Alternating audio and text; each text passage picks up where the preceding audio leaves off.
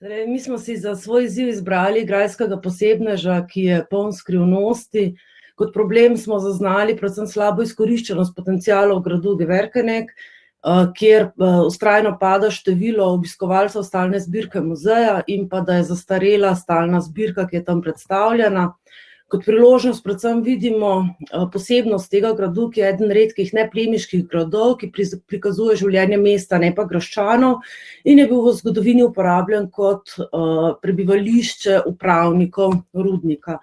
Rešitev vidimo tudi v prenovi vsebine, muzejsko zbirko stalno in pa dogodke bi zaenkrat pustili na miru, bi pa v drugem nadstropju muzeja ustvarili nov svet doživeti, in sicer za storitvijo Postani knap za en dan. To bi bil edinstvena izkušnja, ki jo lahko doživiš le.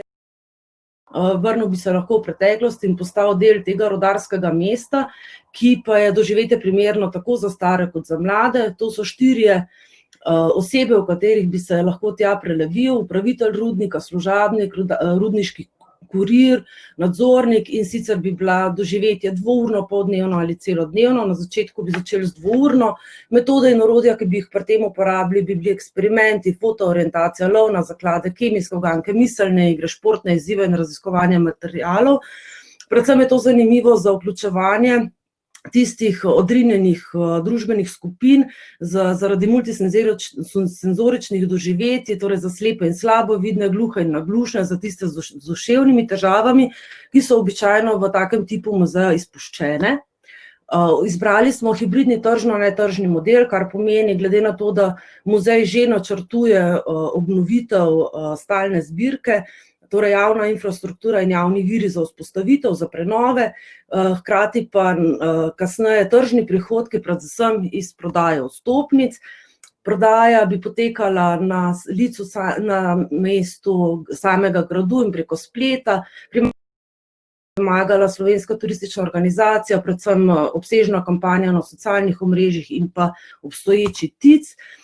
Naša ciljna skupina so predvsem družine z otroki in v drugi vrsti mlajša populacija, ki si želi avtentičnih in drugačnih doživetij. Tu tudi vidimo 3 profile, ki jih je že samo mesto Idrija prepoznalo kot tiste, ki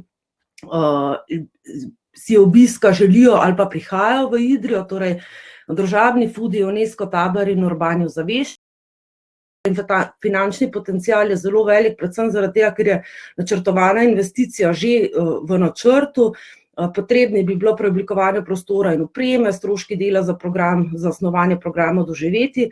Trenutni prihodki iz tržnega deleža je četrtina, približno 200 000 evrov zaslužijo. Načrtovana rast pa je seveda za začetek zvišanje cene za vstopnico, ki je zelo nizka, hkrati pa rast za svet doživeti. Smo za konkurenco, za sodelovanje in ne za tipično konkurenco, ki jo naslavljamo tam. Smo podjetniški tim z vizijo, Jure arhitekt, Saša intermedijska umetnica in Petra zadružnica. Doživite z nami Idrijo, rudarsko mesto, vstopite v izkustvo in avtentičen svet doživeti v čarobnem grajskem ambientu. Hvala, ker ste me pustili povedati do konca. Hvala. Žirija, vprašanja, komentarji. Mislim, se v bistvu je bilo enega komentarja. Mislim, meni je zelo všeč, ker ste uporabili res vsa gradiva, ki so vam bila na voljo, pa vse bazirali na osnovi realnega stanja, no. Čisto iz poslovnega vidika je, mislim, ste odgovorili na glavne, mislim, da izzive, ne, se pravi, in cenovno.